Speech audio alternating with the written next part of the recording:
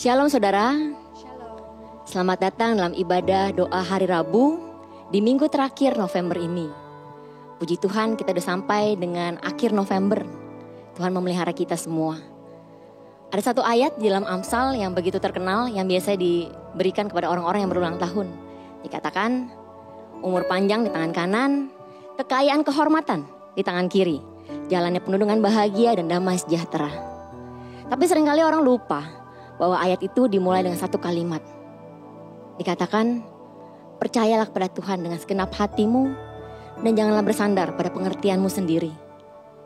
Mari saya undang saudara-saudara untuk menundukkan kepala. Kita mau mulai ibadah kita. Tuhan, terima kasih Tuhan buat firman-Mu Tuhan yang datang dalam setiap kami Tuhan. Kami bersyukur buat pemeliharaanmu yang luar biasa Tuhan. Tuhan, kami datang di hadapan-Mu Tuhan dengan segenap hati kami Tuhan. Kami minta kekuatan daripada Engkau Tuhan. Untuk kami sungguh-sungguh bersandar kepada Engkau Kristus. Bukan pada pengertian kami, bukan pada pengertian manusia Tuhan. Tapi sungguh-sungguh percaya kepada Engkau dan mempercayakan hidup kami sepenuhnya Tuhan. Karena kami tahu Tuhan bahwa Engkaulah penguasa tunggal atas hidup kami.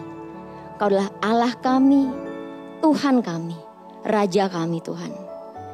Pada malam hari ini Tuhan, kami rindu untuk kami mau pujian penyembahan kami yang terbaik di hadapan Engkau Kristus. Biar Engkau yang disenangkan Tuhan oleh pujian dan penyembahan kami. Kuasai hati kami Tuhan, pikiran kami Tuhan. Bahwa kami untuk sungguh-sungguh bersandar hanya kepada Engkau Kristus. Kami bersyukur dan kami bersyukur Tuhan. Kalau kami akan buka Tuhan ibadah kami buka hanya dalam satu nama Yesus Kristus yang besar dan ajaib. Sama-sama kita katakan, amin.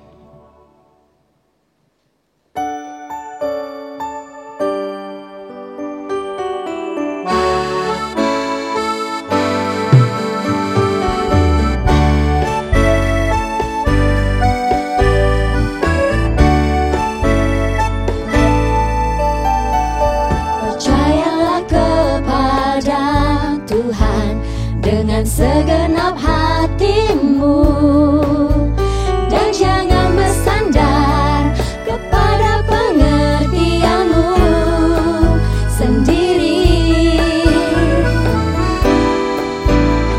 Percayalah kepada Tuhan dengan segenap hatimu dan jangan bersandar kepada pengertianmu sendiri.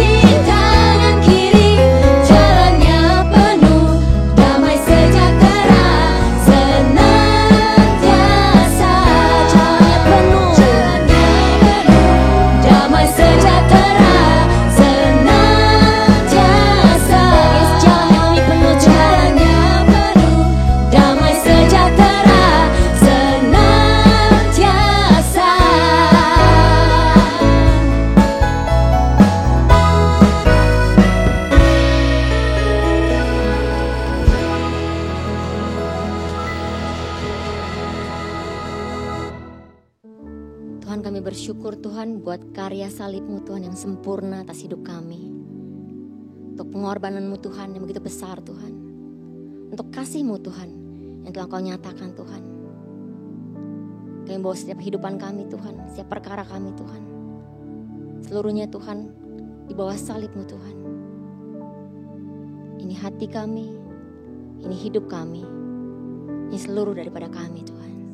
Kami bersyukur Yesus.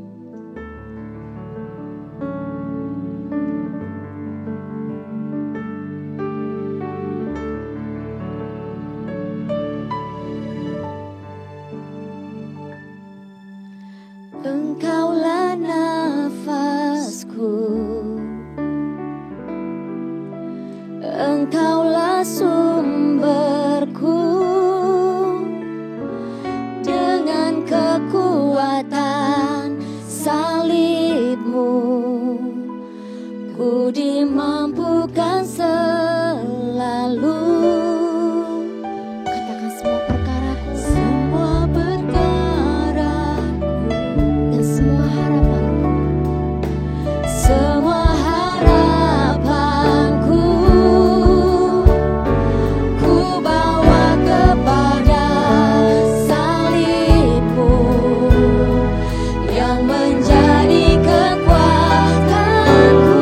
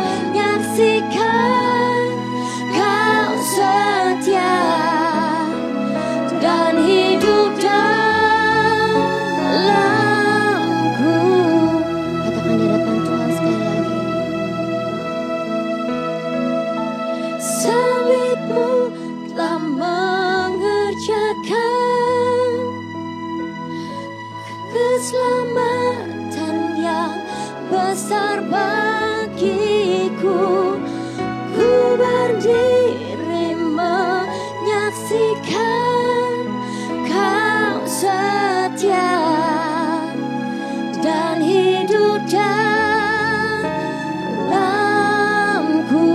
Ku berdiri menyaksikan Engkau Yesus. Ku berdiri menyaksikan. Yes, amen. Kau setia dan hidup dalamku.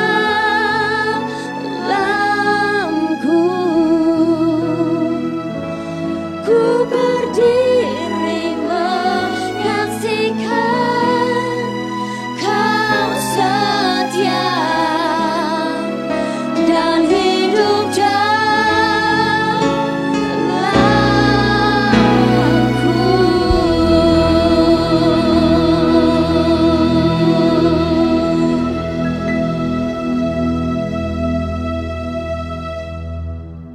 Shalom Bapak Ibu Saudara Jemaat GBI Hosana yang dikasihi Tuhan. Saya bersyukur pada kesempatan ini boleh kembali melayani di ibadah tengah minggu pada tanggal 25 November ini. Dan sebelum kita merenungkan kebenaran firman Tuhan, mari kita terlebih dahulu tundukkan kepala, kita masuk dalam doa. Bapa yang ada dalam surga, kami bersyukur padamu Tuhan.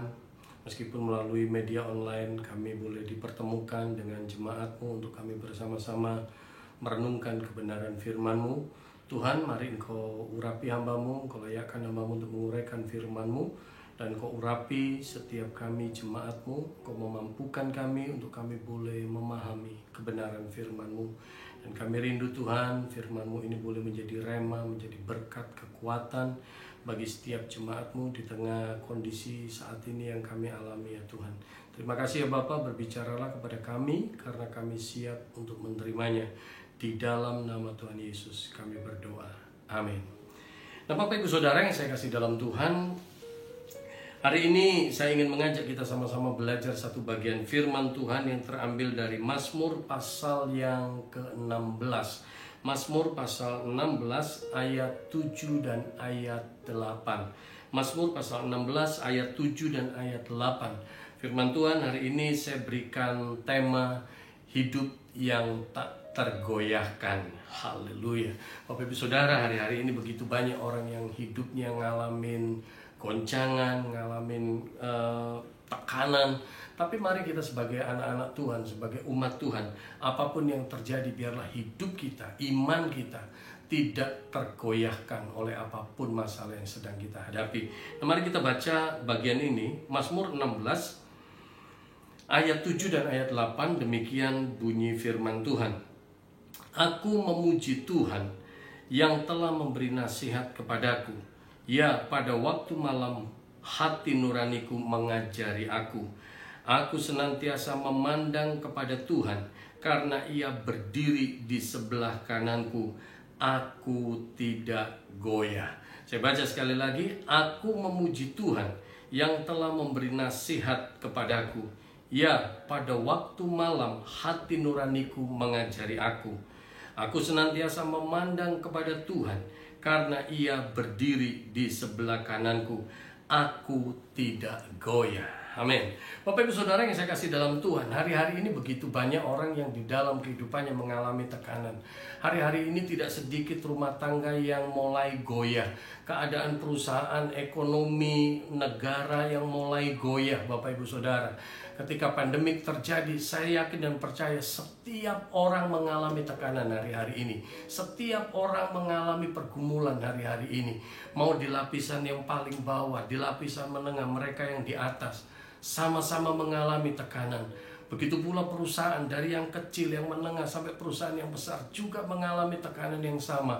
Nah Bapak Ibu Saudara, bagaimana di tengah kondisi yang seperti ini hidup iman kita boleh tetap kokoh. Hidup iman kita tidak tergoyahkan oleh apapun juga. Bapak Ibu Saudara, yakini imani Tuhan tidak pernah kekurangan cara untuk tolong kita. Tuhan tidak pernah kekurangan cara untuk menyatakan mukjizatnya dalam hidup kita. Nah, saya tidak akan khotbah terlalu panjang lebar, tapi paling tidak ada beberapa hal yang ingin saya bagikan Bapak Ibu Saudara. Bagaimana supaya hidup iman kita tidak tergoyahkan. Mari kita belajar dari hidupnya Daud. Ada beberapa hal. Yang pertama, kita lihat ayat 1. Kita lihat ayat 1. Miktam dari Daud, jagalah aku ya Allah, sebab padamu aku berlindung. Ini yang menarik Bapak Ibu Saudara. Ini hal yang pertama. Di dalam hidup kita supaya kita ini menjadi orang-orang yang tetap kuat, tetap kokoh. Iman kita tidak mudah goyah di tengah himpitan, di tengah tekanan, di tengah masalah yang terjadi. Maka yang pertama, ketika kita menjadikan Allah tempat perlindungan kita. Bapak Ibu Saudara, ini penting sekali. Saya seringkali katakan, nggak salah kita diberkati dengan kekayaan, tapi tolong diingat, jangan jadikan kekayaan sebagai tempat perlindungan kita. Karena kekayaan itu sesungguhnya adalah tempat sandaran yang nggak kokoh. Hari ini bisa ada, besok bisa nggak ada. Ketika kita punya jabatan, nggak salah orang Kristen diberikan jabatan, diberikan kesempatan oleh Tuhan. Punya jabatan tertentu, tapi tolong ingat, di dalam perjalanan hidup iman kita, jangan kita bersandar kepada jabatan, jangan kita berlindung, bernaung kepada jabatan kita. Karena hari ini kita bisa punya jabatan, tapi esok bisa nggak ada jabatan lagi. Mari kita belajar dalam perjalanan hidup kita, kita perlu berlindung, kita perlu bernaung, bersandar hanya kepada Tuhan. Karena hanya Tuhanlah sandaran yang kokoh. Daud tahu persis di dalam perjalanan hidupnya, dia tahu persis bahwa hanya Tuhan perlindungan yang kokoh. Oleh sebab itu di dalam bagian ini dikatakan, jagalah aku ya Allah, sebab padamu aku berlindung. Daud memohon belas kasihan Tuhan untuk Tuhan memprotek dia, untuk Tuhan menjaga dia, untuk Tuhan mengcover hidupnya dia. Karena Daud tahu persis hanya kepada Tuhan tempat perlindungan yang kuat, tempat perlindungan yang teguh. Bapak Ibu Saudara, banyak mazmur mengatakan bahwa Tuhan adalah gunung batu, tempat perlindungan, tempat bernaung. Bapak Ibu Saudara, mari kita bertanya pada diri kita. Kalau hari-hari ini mungkin kita dipenuhi dengan kekhawatiran. Hari-hari ini ketika kita jalanin hidup, kita dipenuhi dengan ketakutan. Isinya takut, khawatir, takut, khawatir, takut, khawatir. Mari kita coba tanya pada diri kita. Sesungguhnya apa yang menjadi perlindungan kita? Jangan-jangan kita berlindung pada sesuatu yang gak kokoh. Jangan-jangan kita bersandar pada sesuatu yang gak kokoh.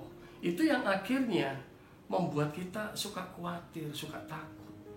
Tapi saya yakin dan percaya, ketika kita menjadikan Tuhan tempat perlindungan kita, apapun masalah yang kita hadapi, apapun pergumulan yang kita hadapi, kita tidak akan goyah.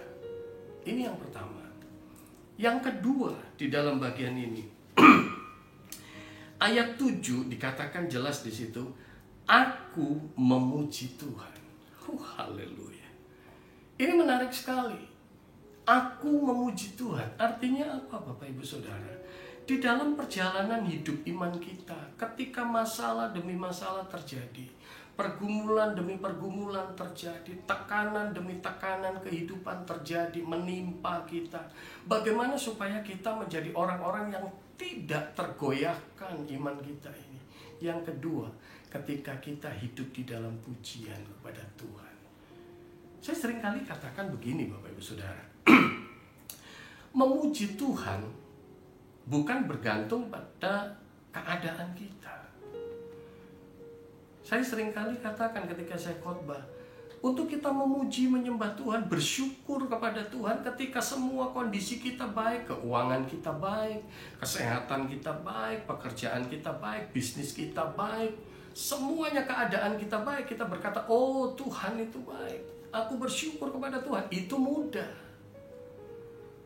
Tetapi yang perlu kita belajar Bapak Ibu Saudara melalui kehidupan Daud ini, apapun masalah yang kita hadapi, di tengah kesulitan-kesulitan yang kita hadapi, mari kita, hati kita, pikiran kita, mulut kita, jiwa dan roh kita terus-menerus dipenuhi dengan pujian. Kita perlu membiasakan diri untuk memuji Tuhan. Memuji Tuhan bukan bergantung pada kondisi kita, tapi memuji Tuhan itu sesungguhnya adalah bergantung pada kemauan kita. Kisah Para Rasul pasal 16, kalau kita lihat waktu Paulus dan Silas ada di dalam penjara, Bapak Ibu Saudara.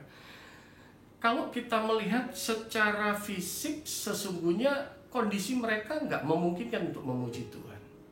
Kondisi mereka nggak nyaman, mereka ada di penjara, mereka ngalamin kesulitan, mereka ngalamin tekanan.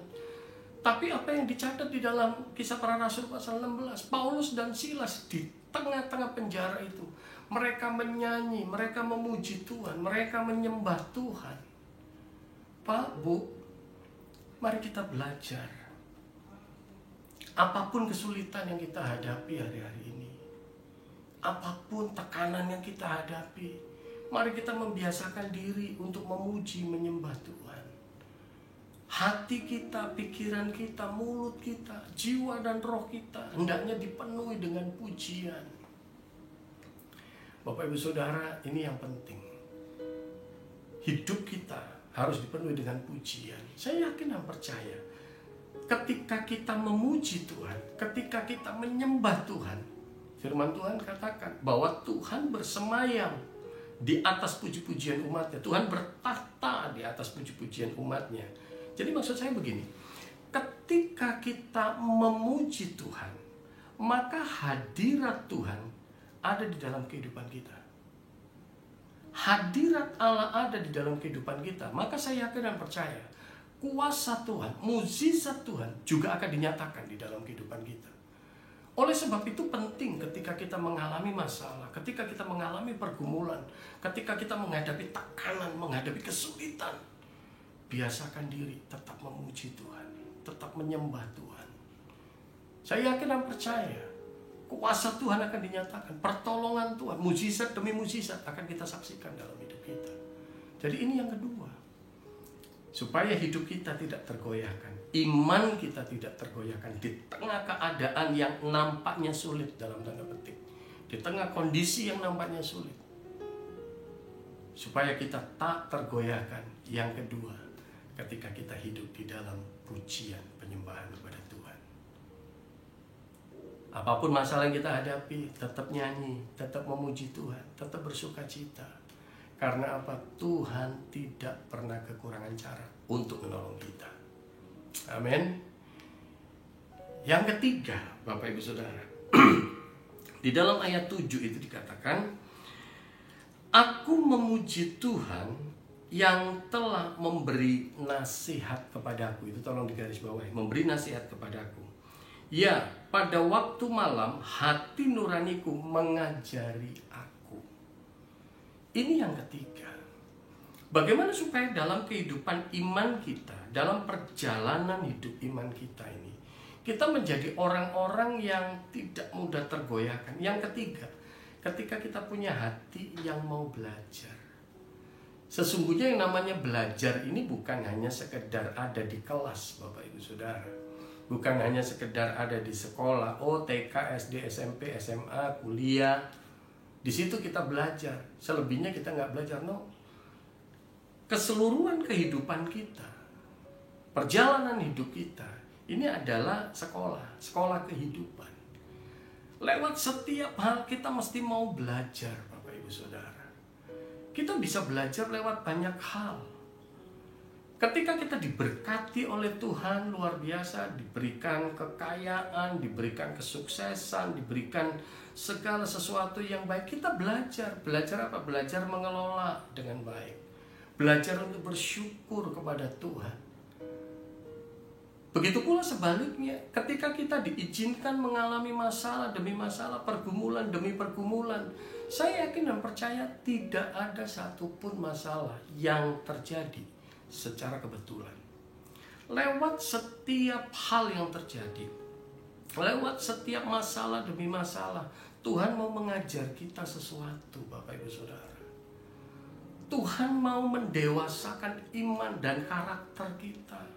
Tuhan mau terus memproses dan menyempurnakan hidup kita. Oleh sebab itu, mari kita belajar dalam kehidupan ini. Ketika kita diberkati, kita mesti belajar. Tapi ketika kita mengalami masalah, ketika mengalami pergumulan, di situ pun kita belajar, kita diajar. Nah, seringkali kita ini merasa, wah, Saya udah cukup hebat, saya udah cukup mampu, saya udah pinter, saya udah begini. Sehingga kita nggak mau belajar, Bapak Ibu Saudara. Mari kita lihat, apapun yang terjadi dalam hidup kita, Tuhan ajarkan kita sesuatu. Lewat keberhasilan ataupun lewat kegagalan kita, Tuhan ajarkan kita sesuatu.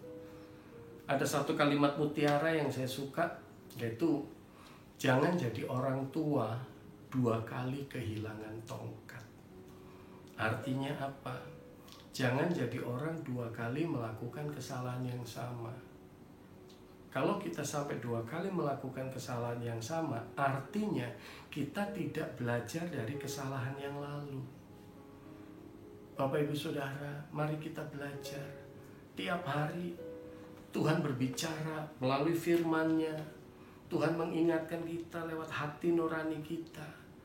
Kadang-kadang bukannya Roh Kudus gak berbicara, tapi kadang-kadang kita yang terlalu keras hati. Saya sering kali katakan, orang Kristen yang nyimpen benci dendam sama orang lain, bukannya orang Kristen yang gak tahu firman Tuhan. Tahu firman Tuhan yang harus ngampuni. Tapi masalahnya mereka gak mau belajar praktek. Orang Kristen yang hidupnya gak taat sama Tuhan, orang Kristen yang tetap menikmati perbuatan dosa, bukannya mereka gak tahu ayat firman Tuhan untuk harus hidup taat, harus hidup kudus, tapi mereka tidak mau belajar praktek, Bapak Ibu Saudara. Hati nuraninya keras.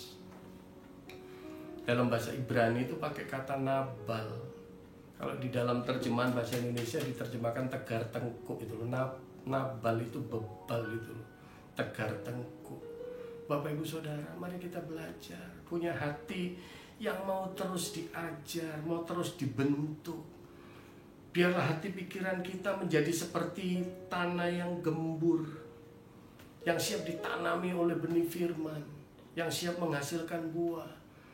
Biarlah hati pikiran kita juga boleh menjadi seperti tanah yang lembek, tanah yang basah itu, yang siap dibentuk menjadi bejana yang indah. Kalau tanah itu kering, keras begitu, nggak akan mungkin bisa dibentuk dengan baik. Bapak Ibu Saudara, ini yang ketiga. Miliki hati yang mau belajar. Dalam hidup ini sesungguhnya lewat setiap hal kita bisa belajar. Dari pasangan kita bisa belajar sesuatu. Bahkan dari anak-anak kita bisa belajar sesuatu. Kadang-kadang kita terlalu egois sebagai orang tua, terlalu angkuh. Kita ngerasa, udah kamu anak-anak tahu apa. Padahal sekarang jujur ngomong, urusan gadget aja kita orang tua banyak nggak tahu. Anak kita lebih canggih nunjukin ini. Pak, Bu, lewat siapapun kita perlu belajar.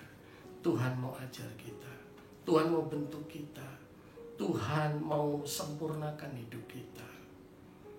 Ini yang ketiga. Yang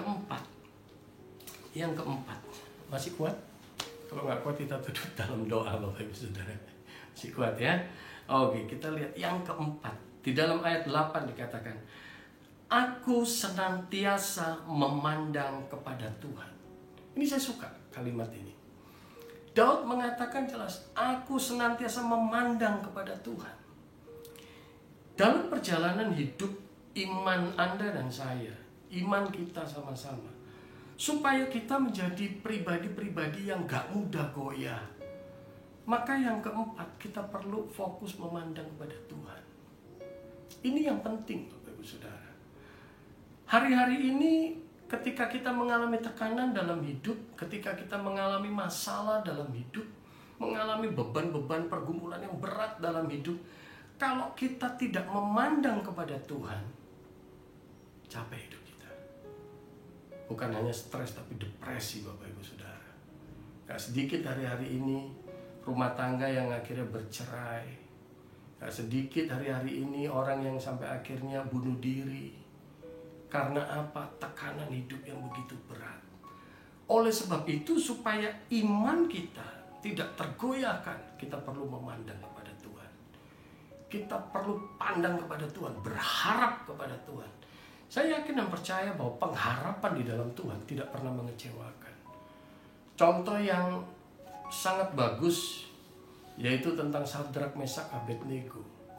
ketika mereka mengalami tekanan dari Nebukadnezar, mereka mengalami ancaman dari Nebukadnezar, dan mereka ketika ditawarkan kompromi untuk menyembah patung Nebukadnezar, tapi apa yang mereka katakan?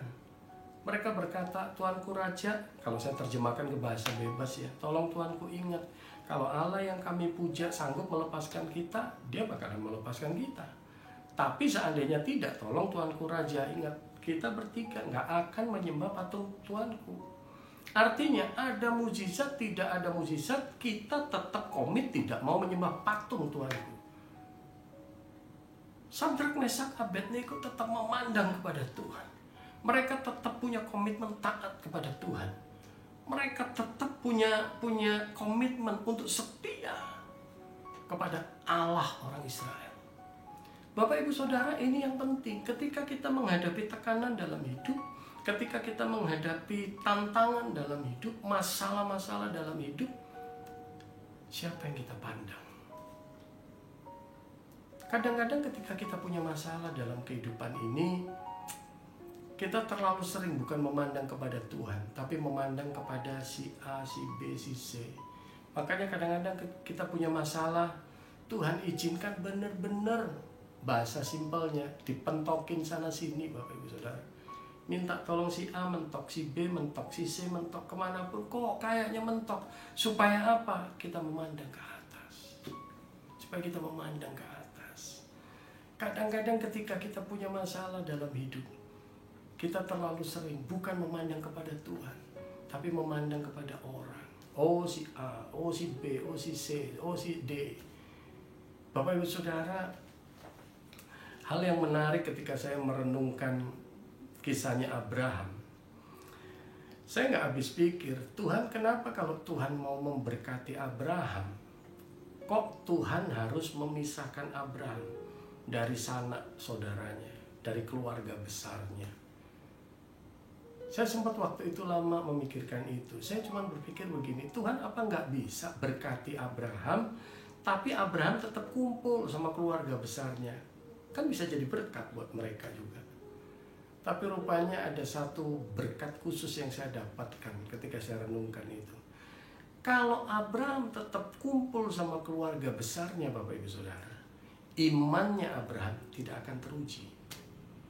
Tuhan mau supaya Abraham dipisahkan dulu. Supaya apa? Abraham tidak bisa bergantung kepada seseorang. Abraham tidak bisa bergantung pada orang sekelilingnya. Abraham cuma bisa bergantung kepada Allah. Abraham cuma bisa memandang kepada Tuhan. Nah Bapak Ibu Saudara, ini hal yang keempat. Dalam kehidupan kita, apapun pergumulan yang Bapak Ibu Saudara hadapi hari-hari ini, mari kita belajar pandang kepada Tuhan, pandang kepada Tuhan, berharap kepada Tuhan. Saya yakin dan percaya pengharapan di dalam Tuhan tidak akan pernah mengecewakan. Pengharapan di dalam Tuhan tidak akan pernah mengecewakan. Manusia bisa kecewakan kita, saudara bisa mengecewakan kita, kerabat bisa mengecewakan, siapapun bisa mengecewakan kita. Kalau kita berharap pada manusia, kita akan kecewa. Tapi mari kita belajar berharap hanya kepada Tuhan, memandang hanya kepada Tuhan. Dan yang kelima, yang terakhir, ayat 8 itu aku senantiasa memandang kepada Tuhan karena Ia berdiri di sebelah kananku, aku tidak goyah. Amin. Firman Tuhan katakan jelas sekali, karena Ia berdiri di sebelah kananku, aku tidak goyah. Ini yang kelima. Bagaimana di dalam perjalanan hidup kita, ketika tekanan, ketika masalah, ketika pergumulan terjadi dalam kehidupan kita, supaya kita menjadi pribadi-pribadi yang tidak mudah tergoyahkan. Yang kelima, ketika kita memiliki keyakinan Allah ada bersama dengan kita. Kadang-kadang hidup kita ini suka khawatir, suka takut karena kita sesungguhnya nggak begitu yakin Tuhan itu ada bersama dengan kita. Tapi kalau kita sungguh-sungguh yakin bahwa Tuhan ada bersama-sama dengan kita, Tuhan ada berjalan bersama dengan kita, saya yakin dan percaya hidup kita, tantangan apapun yang kita hadapi, kita tidak akan tergoyahkan. Kita bisa belajar mungkin dari anak atau cucu kita. Coba kita lihat anak-anak umur ya antara 3 sampai 5 tahun atau 6 tahun, Bapak Ibu Saudara. Kalau mereka jalan-jalan di mall, coba lihat anak-anak ini. Mereka dengan penuh keyakinan, wah lari-lari sana sini, lari-lari sana sini. Mengapa mereka berani seperti itu? Karena mereka tahu persis papa mamanya ada di situ. Papa mamanya mengawasi mereka. Kadang-kadang semakin dikejar sama papa mamanya atau oma atau opanya, wah mereka semakin lari sana sini, sana sini. Mereka happy, ketawa-ketawa, lari-lari. Kenapa? Karena mereka tahu persis. Ada papa mamanya, ada opa omanya yang mengawasi mereka.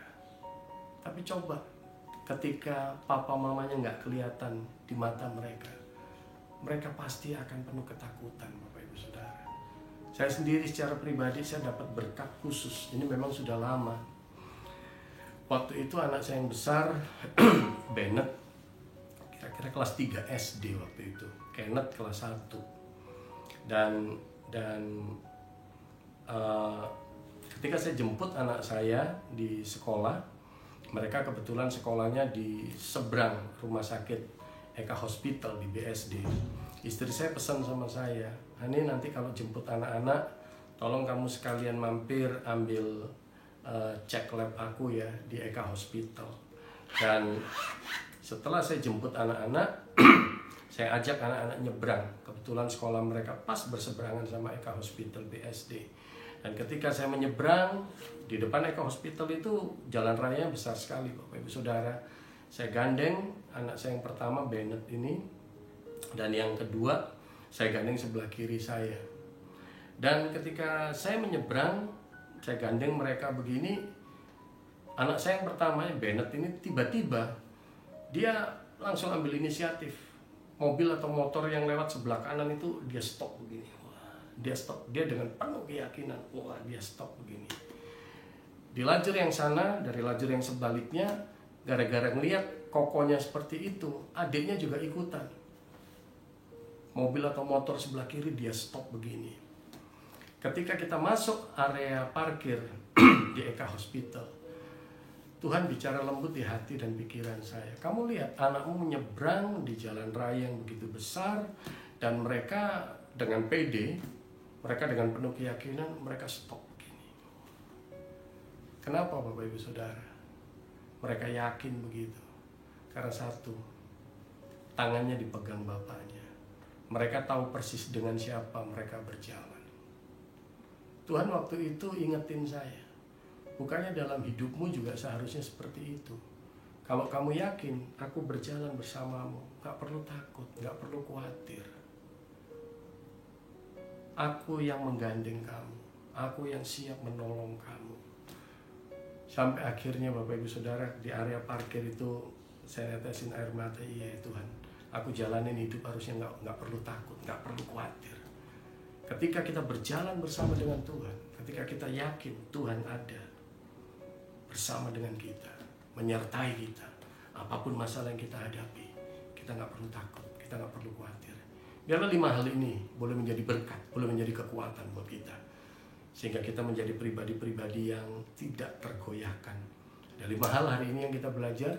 Yang pertama, supaya kita menjadi orang yang tidak tergoyahkan, yang pertama kita perlu menjadikan Tuhan tempat perlindungan kita. Dan yang kedua, mari kita belajar isi hati, pikiran, mulut kita, jiwa roh kita dengan pujian, Bapak Ibu Saudara. Terus yang ketiga, miliki hati yang mau belajar, mau diajar. Dan yang keempat, pandang kepada Tuhan, berharap kepada Tuhan, bukan kepada yang lain. Tapi yang kelima, ketika kita memiliki keyakinan, Tuhan ada bersama dengan kita. Amin. Mari kita tundukkan kepala, kita masuk dalam doa. Bapa yang ada dalam surga, kami bersyukur kalau kami boleh merenungkan kebenaran firman-Mu. Di malam hari ini ya Tuhan, suara hamba-Mu terbatas. Tapi biarlah kebenaran firman-Mu ini menjadi rema, menjadi berkat, menjadi kekuatan buat setiap kami.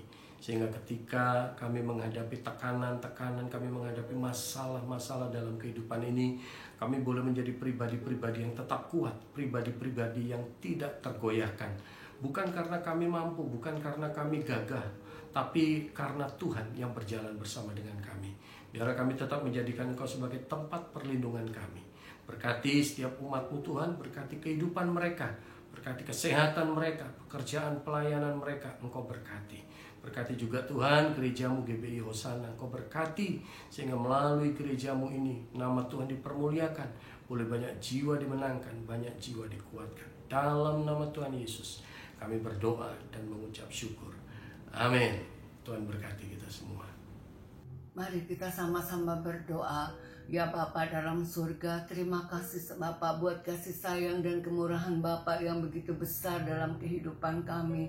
Bapa sudah menjaga, mengurapi dan memelihara kami dengan heran, memberkati kami dengan heran juga ya Bapa. Bapa terima kasih Bapa sudah mengurapi Bapa gembala kami, Bapa Cahya bersama Nancy dan kedua anaknya. Urapi dengan urapan yang baru, diberikan kekuatan, diberikan kesehatan yang prima untuk sekeluarga, diberkati Cahya dengan hikmat, akal budi dan kebijaksanaan untuk memimpin jemaat Hosana. Urapan yang baru selalu ada dalam hidupnya setiap waktu. Terima kasih ya Bapak. Bapak juga mengurapi dan memberkati jemaat Hosana satu persatu. Bapak jamah, Bapak lindungi dan Bapak urapi. Yang sakit sudah Bapak sembuhkan, yang susah Bapak sudah hiburkan, yang kekurangan Bapak sudah mencukupi satu persatu dengan heran. Terima kasih Bapak. Bapak berkati bangsa dan negara Indonesia, berkati Bapak Joko Widodo dengan semua stafnya, dipakai dengan heran. Perlindungan Bapak jaga dengan heran. Jakarta dijaga dengan luar biasa. Dari Sabang sampai Merauke Bapak urapi hamba-Mu ini ya Bapak dengan heran dapat memimpin dengan luar biasa. Terima kasih Bapak. Indonesia diberkati, Indonesia dijaga, Indonesia diurapi karena Bapak sangat menyayangi Indonesia.